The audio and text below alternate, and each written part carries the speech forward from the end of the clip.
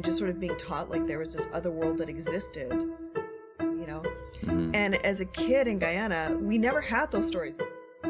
Yeah, that's fair. Like, it's like you walk and it doesn't matter if you're walking in the rain, because it's like having a nice little warm shower. Yeah. And then here it was like, I don't know, the heavens hate you. I do have like a scrunched face and like, we're doing this, like. Hello everyone, and welcome to Here and Now by EdgyTV, a podcast where we come together with different people who have connection to immigration in Canada and hear their stories, discuss some of the challenges and rewarding experiences they've come across along their journey, and frankly talk about whatever else we want to talk about. My name is Ejazz Allibhai, and with me today has written for children, young adults, and has published over 30 books, spread between 8 series and 11 standalone publications, which include cookbooks, dance fiction, a contribution to the Jake Maddox series, and more. She teaches several courses for the University of Toronto School of Continuing Studies and is a recipient of several awards and much critical acclaim. Natasha Deen. Hello. Hello. Thank you for having me. Thank you for coming. To be here. I'm excited to have you here. It's already been quite a pleasure. We've been talking for a while. Yeah, we have. Yes. We were just talking about your book in the key of Niragani, and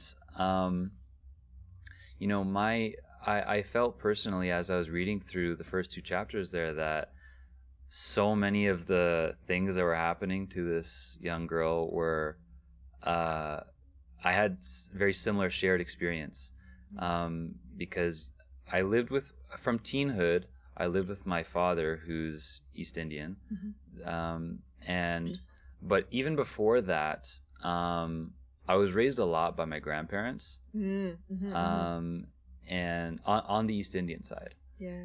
And so there were so many times in life where I was having a quarrel or a disagreement with my dad, and then I go talk to grandma, and she'd be like, "What's happening, beta? Tell me." And, well, Dad said this, and oh, it's okay. Like sometimes Dad doesn't understand, or sometimes I'm the one who's not understanding. But just the way the grandma can deliver this type of news to you, yes, and then give you a little sweet, a little treat after. So I had that exact, thing go on. So as I was reading it, I was like, oh man, this is really taking me back, actually. And I always appreciate things that can connect me to memories that are sometimes harder to access, whether it's just due to how long ago it was or whatever else is in the way. But those are very, even though they were challenging at times, but they're fond memories now. That's awesome. Yeah. Yeah, there's, I'm always kind of surprised when people don't have that level of relationship with grandparents, because I feel like the whole joy of being a grandparent is you're not responsible for the raising like that, right? Like you're just there to be like, hi, let me just fill you full of sugar and love, and then set you back to your parents. Although I will say, like, within Indian and Caribbean culture, I mean, the elders are God. Like you don't ever mess with them, right?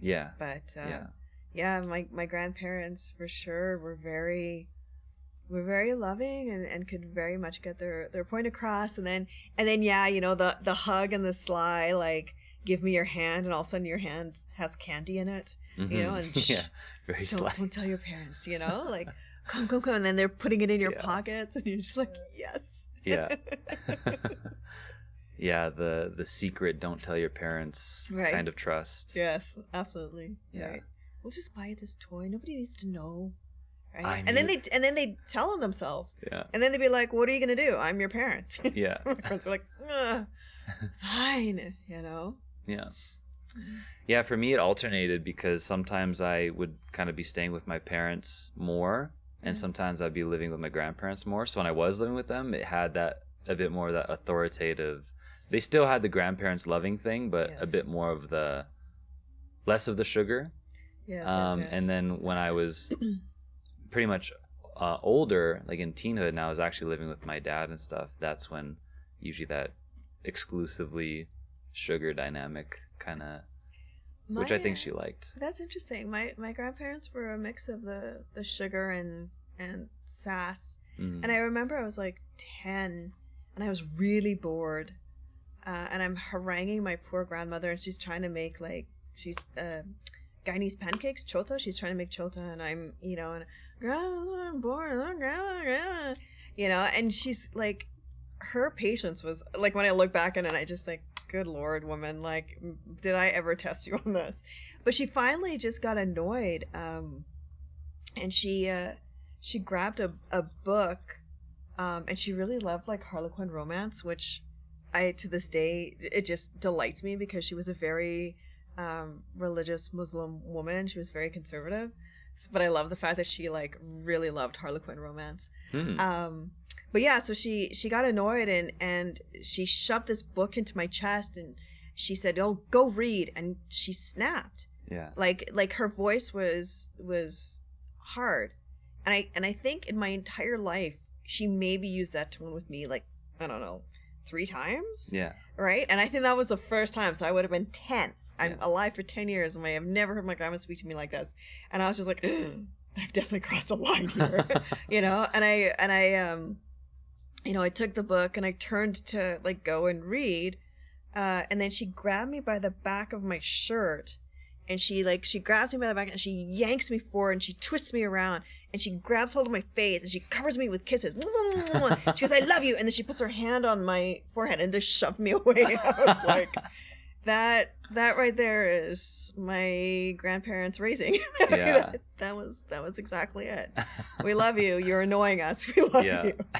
Go do something, but let me just love you one last time before I shove you out of the way so I can, you know, do my life. Wow. Yeah. That's a beautifully crafted way to translate that yes, those emotions. Poor grandmother. Yeah. Yeah.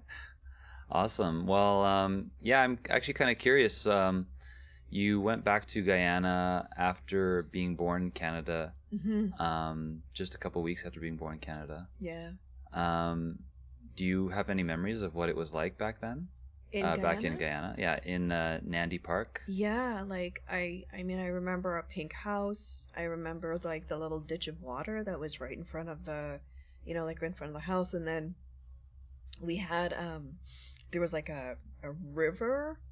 And then there was a bridge, and Guyana gets like, we have like the rain season, so there'd be times when the bridge would wash away, and then you can't go anywhere. You got to wait for the men of the village to come and like either find the bridge and return it, or like rebuild, you know. Wow.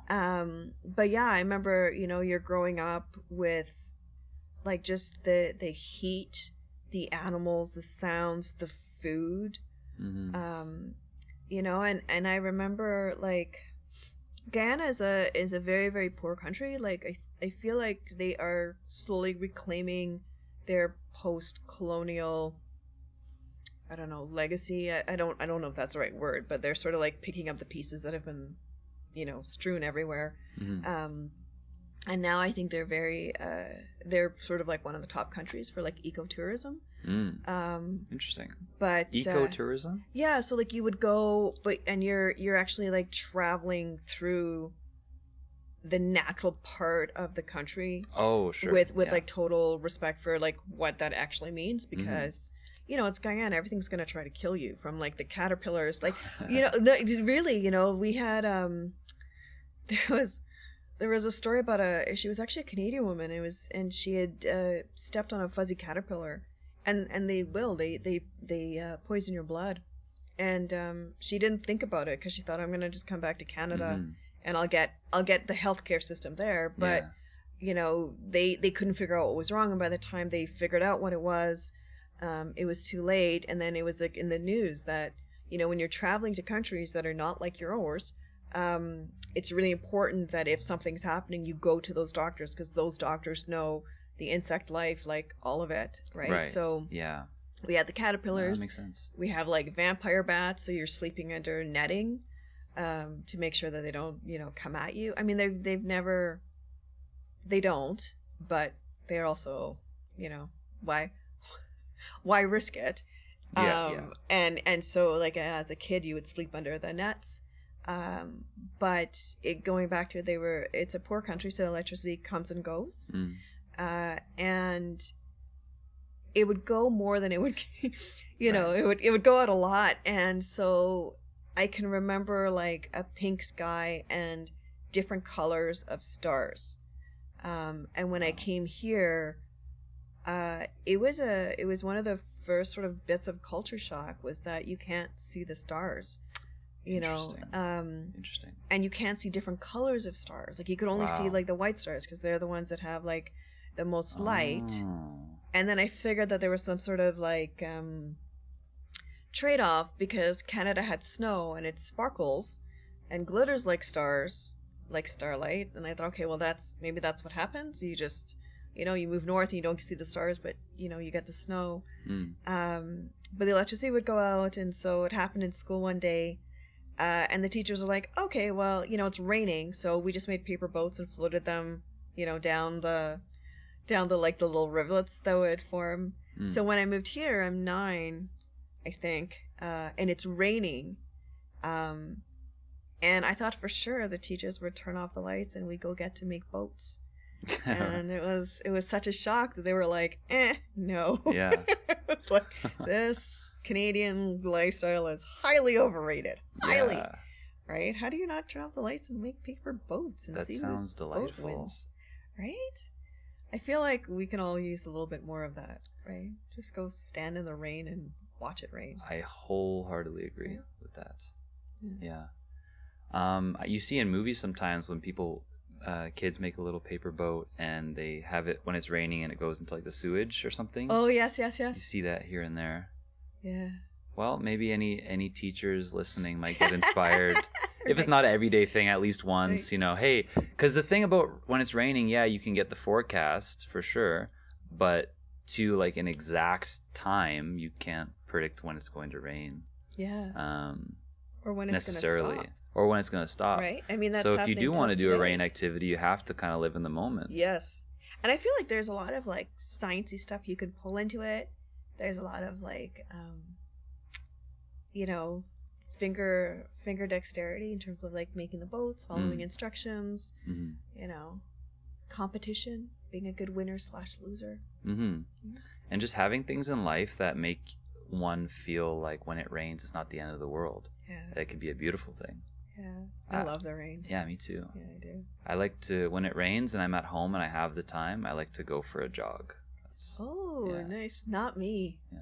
Not me. That was one of my first memories of Canada was like, it started raining and I ran outside and then just started screaming because the rain in Guyana is warm. It's like, yeah, that's fair. Like, it's like you walk and it doesn't matter if you're walking in the rain because it's like having a nice little warm shower. Yeah. And then here it was like, I don't know, the heavens hate you. Yeah. Because they're just icicles. Most of the time it is not that warm. Sometimes, but usually it's a little chilly, yeah. No, and that cold rain down when it like slithers past whatever like raincoat you're wearing and then it's going down your neck and you're no. That checks so out. I doff my hat to you for running in the rain. That will not be me.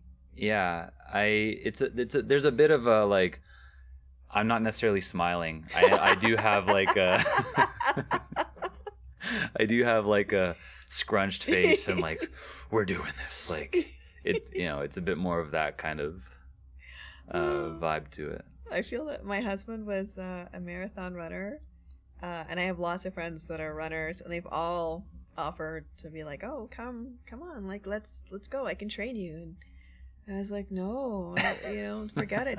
I have never seen a runner look happy running. Yeah. Golfers can look happy golfing. Basketball guys, all of it. There's at some point in time you see an athlete smile. I never see runners smile. Never. They always just look like they are like one like step away from some sort of like hypoglycemic drop and you are just like the last. Yeah. You are the last nerve, right? Yeah, I think to get to the point where you can do it and smile, or even end your run in a smile, the journey there is a long and tough one. I think I'd be smiling when it's done. Like, I see the line. Well, I just saw a video of somebody, I don't know, where was it now? I think it's somewhere that starts with a G. I just watched this yesterday. I just saw somebody break a record for running a marathon in under 2 hours. Oh, and I watched the video of the guy approaching the finish line, all these people cheering him on. he looked like he just started the marathon. Like he didn't look tired at all, and he was like, and he was just so. Yeah. I feel like you can get there, but that person's journey apparently was a delivery driver, like a bike delivery driver his whole life. Would run to school every day for his whole life. So you know, that journey was all part of him being able to be like that now. Yes. But if you're like, I think I'm gonna take up jogging. Yeah. And as an adult, yeah, you know, it's you gotta push, you know, and it's hard to have that face all the time when you're in push mode. I feel like it. Yes. If there are people who smile when they jog, I'd for sure like shout out in the comments, man, because I'm not that person. Yeah. Oh. Please let us know in the comments. I agree. I also really find interesting your comment about the stars. I'm really interested in the stars and space as a person, but I actually feel like especially coming from here where there is lots of light pollution and I mean Edmonton, not just all of Canada by any means, but from a city where there's lots of light pollution, there's you don't really get that much of it on the regular. Yeah. And then if that happens for a long time, I feel like one starts to forget even that it's even that vast and incredible and amazing. And I feel like as a human, it's very humbling. Yeah. So the other day I was at a music festival in BC called Starbelly Jam. Okay. And it was in the Kootenays, and it was in a small, I don't know if it was in this town or next to Crawford Bay, but it was in this area, pretty remote in the Kootenays. And there was a lake 20 minutes from the festival grounds, and me and my friend walked over on at night, and there was a lake with a valley that had this V, you know, kind of like Lake Louise, and then a silhouette of some mountains and stuff, tree-filled mountains on the side. But huge stretch of universe visible, no light pollution. And not only could I see so many more stars than usual, but I could notice here and there slightly different colors, probably not nearly as much as Guyana, but it was a little bit there. And even to some degree, like that star looks a little bit further than this one. Yeah. And then for the first time ever, to the naked eye, that milkiness that you get in NASA photos, that was visible to my eye. And I was like, this is not that far from my home, and I'm getting to witness this. This is amazing. But, you know, I did have to go still all the way out there for that. And I just felt, humbled. I feel like it's hard not to believe in some sort of bigger picture in the loosest definition. Yeah. So to be able to have that kind of regularly in Guyana, and to that extent where you see the different colors, I mean, I feel like that would nurture a really interesting relationship with the cosmos. Yeah. Yeah, you know, I feel like Guyana is, and maybe Caribbean culture in general, but just how you grow, like how you grow with your elders, how you grow with what they teach you, because it's very oral. You know what I mean? So you learn to listen. And I mean, listen, I don't think I'm the only kid that learned that if you are very, very quiet, they forget you're there. Yeah. And then you get all the really juicy stories because they forget that there is a child listening, right? Yeah. You just got to position yourself, you know, so that they can't see you. So you're sitting like, you know, up close, you know, behind the couch, all that kind of stuff. But also like the idea of the magical world or the supernatural world versus like our world. And as a child, you know, with my elders, and just sort of being taught like there was this other world that existed, and you had to live in respect of this world. And so, and I always found that really interesting. Like in Canada, there was all these like origin stories, you know, this is why the sky is black. This is why, you know, and the once upon a time, there was once a princess, and, you know, and as a kid in Guyana, we never had those stories. We just had like, okay, so the fair maids are in the water. Don't cross the bridge between midnight and, you know, sunrise, because between midnight and sunrise, it belongs, like the water, this whole area belongs to them. And if you trespass, they will punish you, and then no one will feel bad because you were told not to do this. Right? Like, stay away from the water. And, you know, sort of like all those conversations about how our myths and our legends are there to sort of like keep us safe, right? Stay away from the water, don't go into the forest.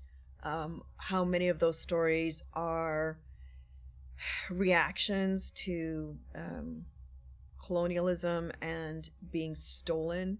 There's a myth of the Masakura man, and you know, he was sort of this like terrible guy who would come and you know, steal you in the middle of the night. And what it was slave traders, right? Or in slave traders.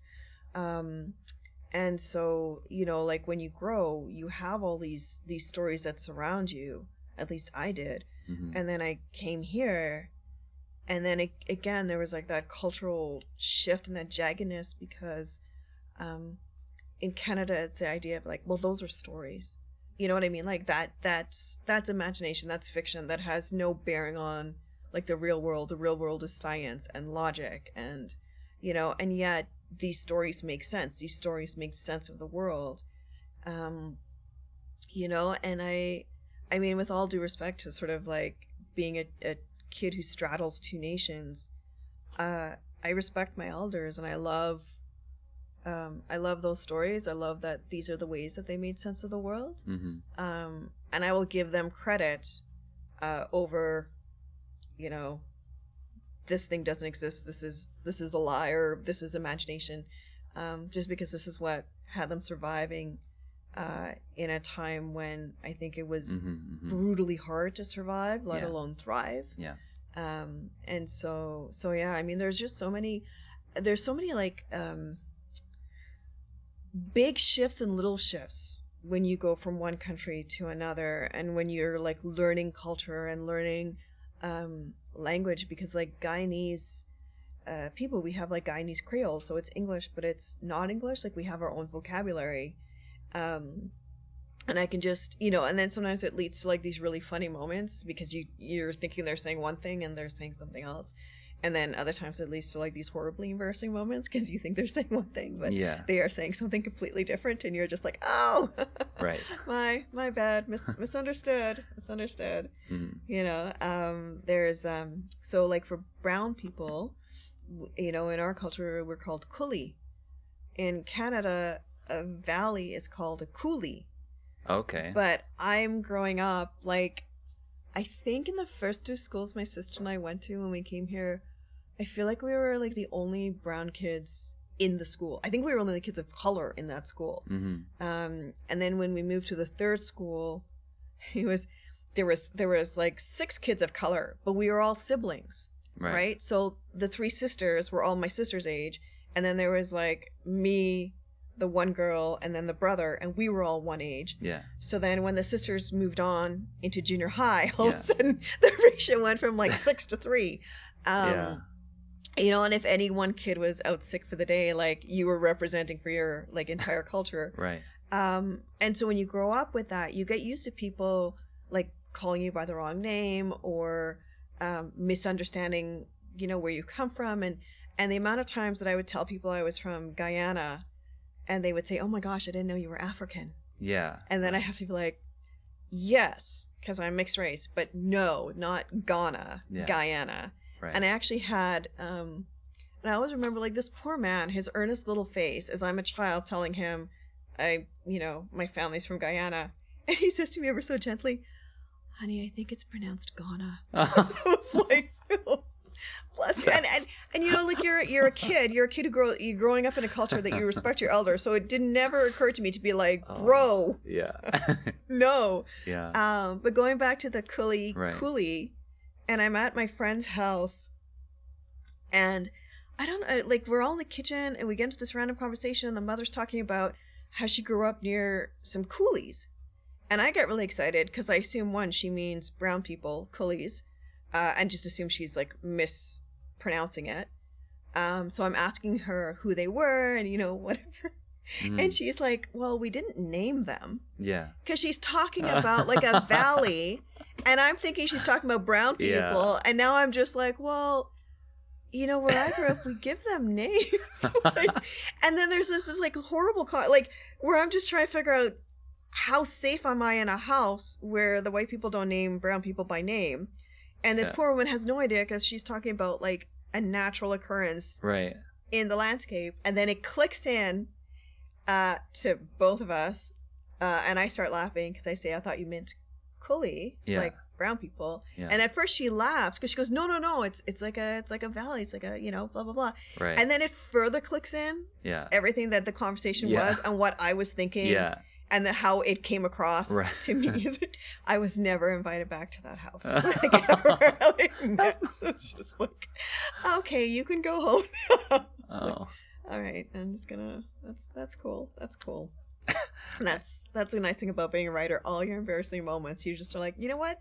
This would be great in a book. I'm just gonna save it for a story one day. Yeah. Right? Yeah. Absolutely. Like half of that, you know, was.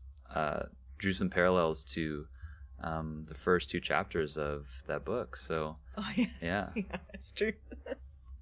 Yeah, let's next talk about your profession as an author. Okay. Yeah. So when did that start, and what was the spark for you to begin authorship? I love that you think that there was a spark. There was not a spark. You know what? I was 9 years old. I read This Can't Be Happening at MacDonald Hall by Gordon Corman, and in the back it said he wrote the book when he was 13, and I got very excited that you could be 13 and write a book. And I went to everybody I knew. I went to the teachers, I went to the librarians. Nobody knew how you were supposed to do this. And I went to my parents and they were like, I'm sorry, what? No, you're going to be a lawyer. So let's just end that conversation right there. Right. So I just figured it was like winning the lottery. So it just never occurred to me that you could actually be a writer as a profession. And so I went through like different things that I wanted to be, a teacher, psychologist, all of it. Got my BA in psychology, and was doing some classes towards like going for I can't remember. I don't think it'd be the master's, but it allows you within Alberta, it gives you license to practice as a therapist. And what I was realizing was how much of our reality is based on the stories we tell ourselves, and how much of our reality and our lives are based on how we interpret other people's stories that they tell us. And you know, and sort of this like this idea that like we are the hero in our own story, and yet we don't have the audacity that heroes and stories have, right? Like it's like we diminish or we devalue like our own worth for whatever the society tells us that we're supposed to be, or how we're supposed to behave. And in the meantime, I was like trying to find a job, and I sent out like 111 resumes, and I got 2 phone calls back, which was really disconcerting. I'd been working since I was like, I don't know, 12, 13. Like you babysit the neighborhood kids, then you start working at a fast food restaurant, and like, so I had never kind of not had a job. But I was in this weird spot where I had too much education for these jobs and not enough education for that job. And was talking to my husband about like, what do you actually want to do? Like, what is, if there was no barriers to you, what would you want to do? And I said, well, I'd really want to be a writer. And then I sort of looked around because I was like, oh my God, who said that? That was, did that come out of my mouth? That could not have come out of my mouth. Wow. But I realized it probably was this like thing that I thought about when I was a kid, as like this fantasy dream, what have you. And so I was like, well, I'll do it as a hobby, you know, like we'll see, because I was still in this idea that like you have to have a profession, you have to be professional, right? And have this like 9 to 5 where you like, you know, commute somewhere. And then at the same time, I read this like terrible book, like this just really, really terrible book. And in that writer's defense, I'm sure they did their best, and I was just not the reader for them. But then I thought to myself, okay, like you're criticizing this book, big mouth, like get in there and see if you could do any better, right? Because it's so easy to sit there in our armchairs and like, you know, critique Simone Biles as she's doing gymnastics, like we could do it, right? For real. Like dang, like just shut up then and train yourself. So I did, and that's how it started. And it was a huge learning curve, because you think that when you go through school, you learn how to write, which you do, but you're writing for school and writing for publication, and writing fiction for mass consumption is a completely different animal. And so there was a huge amount of relearning that I had to do. But that's basically how it started. Wow. So what was the first book that you started working on that got published, I guess? Or maybe not necessarily. Is the first book you started working on one that got published, or No, I don't think the third book I was working on got published. I mean, that's the thing, right? Like, we think, oh, you start this thing and then you have to finish it, and then you have to like push through to the end with it. Yeah. But that's kind of like the strength and also the pain of being a writer, is that at any point in time you can just put this thing down because it is not working, and you can pick up something else, which is great when you're looking at like, is this really the story to be told? But then it's also less great, because then it's really easy to be like, this is hard. Yeah. Right. I don't want to anymore. And then you go and do something else. Yeah. But my first traditionally published novel, if memory serves correctly, was Guardian, which was published through Great Plains. And I think that was 2014 that it hit the shelves. Yeah. And that was actually very much inspired by so the main character Maggie sees and interacts with the dead. So the idea of like this supernatural connection was very much housed in like my growing up, right? Right. Yeah. Yeah, on the library website, I was looking at trying to read the sample of Guardian as well, but that was the only one that said all the books were taken out, and I guess there wasn't a sample available as a result. It just said all the books are that's yeah, nice. but I could read a sample for the other ones, and I was like, well, it's the first of the series, and I would prefer to read the sample of the first. Yes. So I'm just gonna read the sample of Iragani. Nice. Well, I appreciate that you did that. That was kind of yeah. No, I mean, it was a lot of fun, and I look forward to. I'd love to read the whole book, actually. So yeah. So yeah, The Guardian is a series, and you have a few other series as well. It's pretty awesome. That actually topic kind of leads me to a question of what do a lot of people get wrong about being an author? That because you can write, you can be an author. And that's not true at all. Because you can write sets you up to be an author. But again, and especially I think when we talk about writing kidlit, it is, it's a completely different thing. Kidlit refers to just children's literature. Yeah. Okay. And so kidlit. Sorry, I was thinking one word. Like yeah, sorry. We do shortening. We kidlit into No, that makes sense. But yeah, like if I'm an adult and I'm writing a story for adults, I just write whatever story I want and boom, I'm done. Right. If I'm writing for children, I have to think of the age, and in thinking of the age, it's like, where are they developmentally? Where are they in literacy? Right. Because you have kids who are at grade readers, which means that they're in grade 3 and they're reading at a grade 3 level. But you can have kids who are striving readers, which means they're at, they're in grade 12 and they're reading at like a grade 3 level. And, those books are such a joy to write, because from a writer's perspective, they're a really fun challenge, because just because a kid is reading at a level below them does not mean that they are not as sophisticated or as emotionally and intellectually complex as all the kids who are reading at grade level. It just means that for whatever reason, whether it's a learning thing, English is an additional language, what have you, their reading is just at a lower level. So those are really fun things. But yeah, I think people think that it's that because they've written before, they should be able to do it again.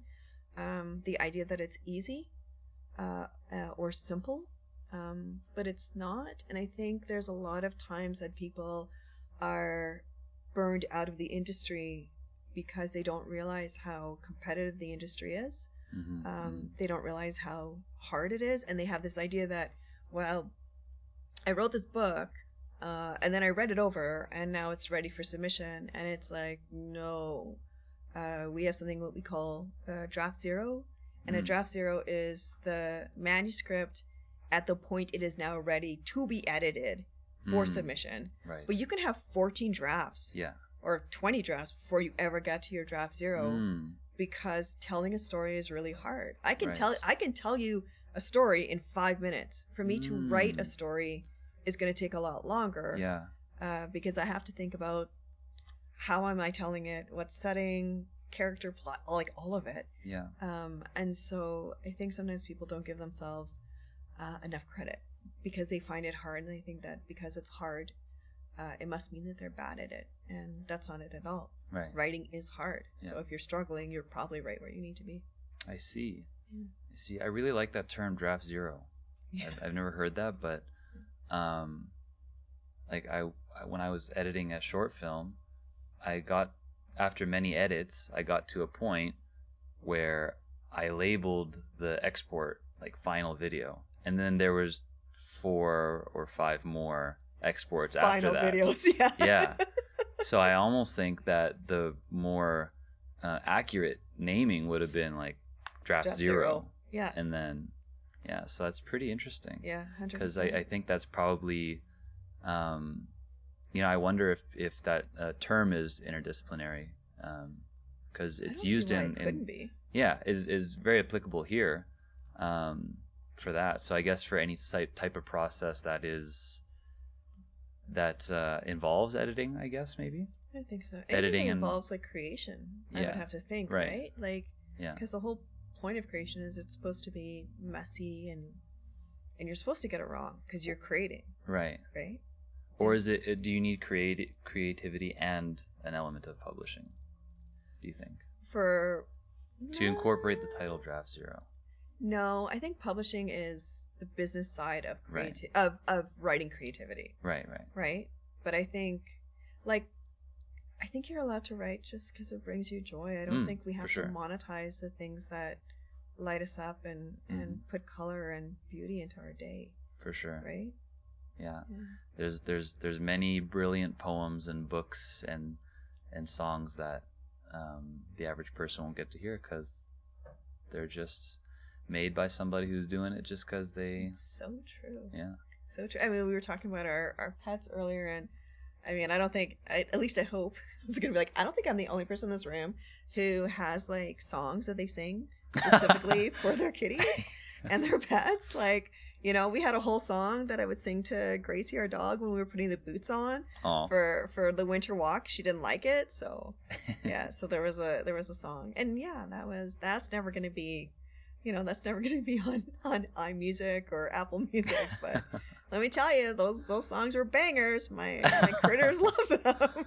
Yeah, so you got to be a real insider to be able to get that one. That's true. Right. Oh, my poor neighbors. I'm sure. Just like, oh. Is it a belter? Is it like Whitney Houston? Yeah, right. It's more. I'm gonna say it's more like John Legend. Just cool. Just very chill and nice. Easy listening. Yeah. It's like the Lionel Richie. But he's still got some. He still has some. Some like real oomph to his voice, but it is smooth and easy listening. Yeah, I'm gonna claim it because nobody's ever gonna hear me sing those songs. So yeah, nice. You know what? It's like Celine meets Whitney. Like that's what I'm claiming. Yeah, who's gonna prove me wrong? Nobody. Nobody. That's true.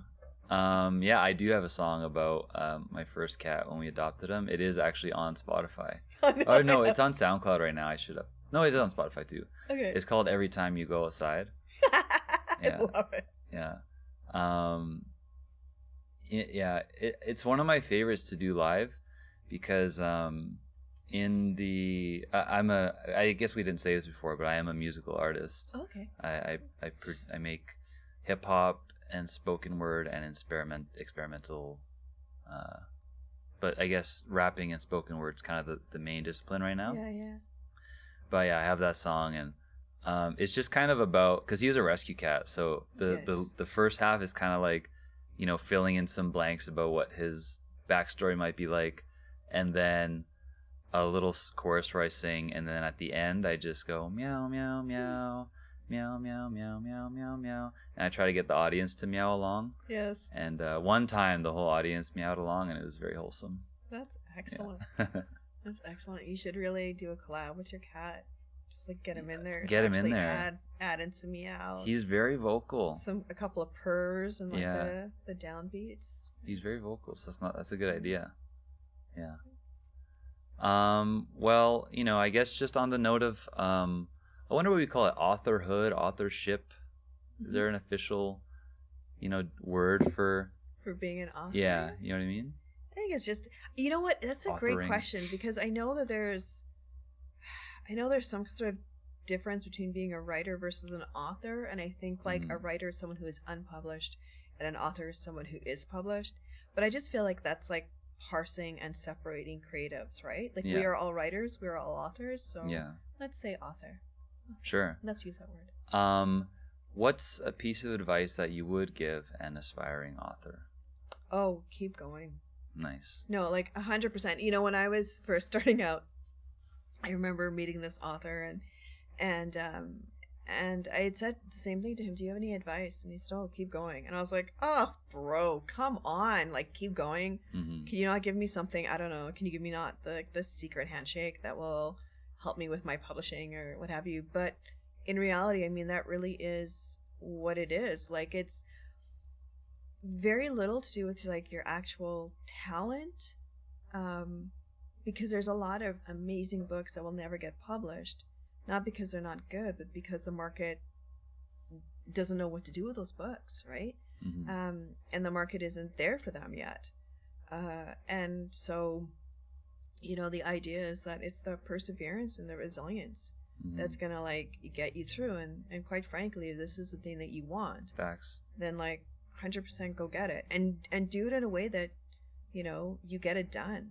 I think we live in a society that loves to give us that like all or nothing, go big or go home, right? Like if you were really really serious about your art, you would move to Hollywood, you would move to, and it's like, except some of us like to eat, and we want to have a lifestyle that affords us to like have small, tiny 8-pound creatures that yell at us at 4:30 in the morning, and we, work at their beck and call. I mean, I'm totally for that. Yeah. So why can't you have a job that makes you a living, so that at night you go home and do the thing that gives you a life? You know what I mean? Right. So 100%, like, just keep going, educate yourself, understand the business of writing as opposed to the creativity of writing. Yeah.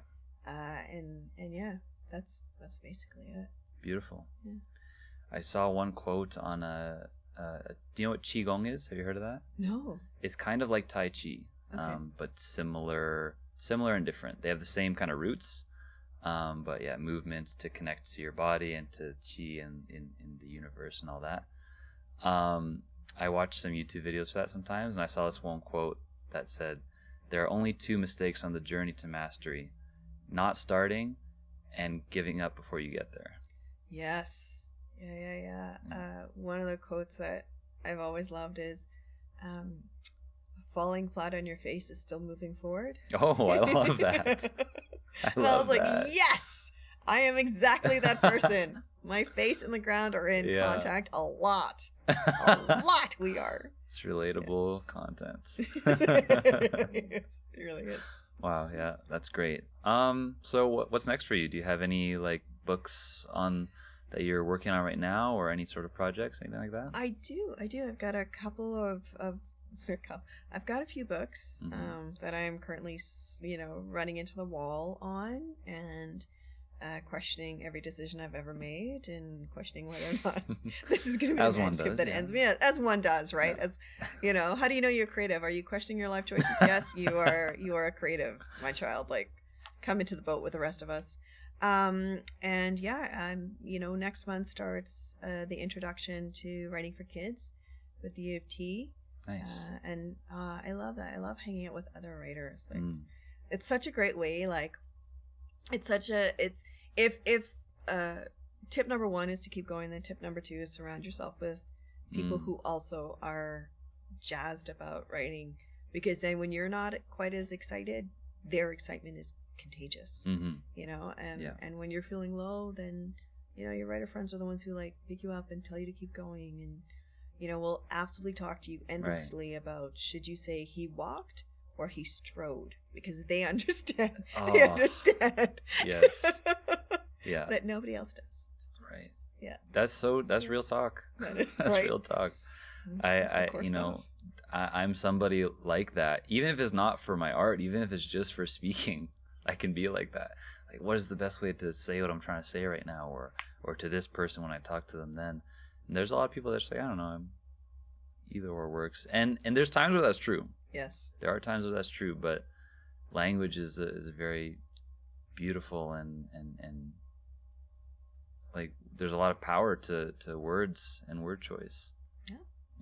Yeah, and language is bonkers. I don't know if everyone else has seen it's a meme, and it's like this giant cargo ship, and there's all these little other ships on top, and it says, "This is a shipping ship shipping ships," and I was like, yeah. This is why English enrages people, because that's all true, right? And the other one I saw was before was is. And you have to see like the quotations around it to understand like they're talking about present tense versus past tense. Yeah. But again, I was like, this is why people hate the English language. For sure. Right? I've seen some things like that. Yeah, English is very tricky. Yes. See, that's the other reason you need writer friends, because they take joy in those like sad and all the grammar jokes that nobody else laughs at. They'll totally laugh at it with you. Right. Yeah. I think everybody needs some writer friends. Agree? Yes, I agree. Yeah.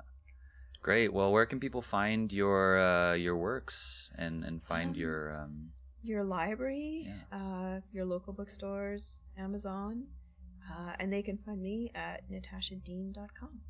Cool. Well, if you're listening, check out natashadeen.com. And Natasha, thank you so much for coming. Really fun. Yeah, it was really fun. This was jazzy. Thanks, guys. Oh, jazzy. Nice. I like that. I totally agree. Thanks for coming, and it was a pleasure to meet you. And yeah, we look forward to the future. All right. Sounds good. Thanks, guys. And thanks for listening, friends. Yeah. Thank you, everyone listening. That was awesome. That was good. Thanks, guys. That was great. No, thank you. That was very lovely.